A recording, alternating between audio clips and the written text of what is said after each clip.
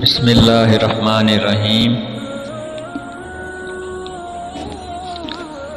رسول اللہ صلی اللہ علیہ وسلم نے فرمایا، اسلام کی بنیاد 5 چیزوں پر قائم کی گئی ہے۔ اول، گواہی دینا کہ اللہ کے سوا کوئی معبود نہیں اور بے شک حضرت محمد صلی اللہ علیہ وسلم اللہ کے سچے رسول ہیں، اور نماز قائم کرنا اور زکوٰۃ ادا کرنا اور حج کرنا اور رمضان کے روزے رکھنا۔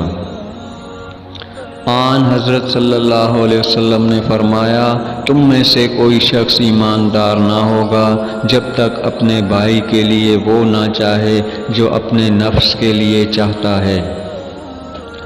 آن حضرت صلی اللہ علیہ وسلم نے فرمایا، تم میں سے کوئی شخص ایماندار نہ ہوگا جب تک اس کے والد اور اس کی اولاد اور تمام لوگوں سے زیادہ اس کے دل میں میری محبت نہ ہو جائے۔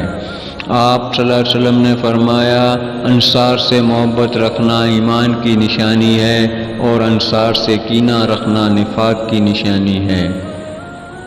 آپ صلی اللہ علیہ وسلم نے فرمایا کہ ایمان کے 60 سے کچھ اوپر شاخیں ہیں، اور حیا یعنی شرم بھی ایمان کی ایک شاخ ہے۔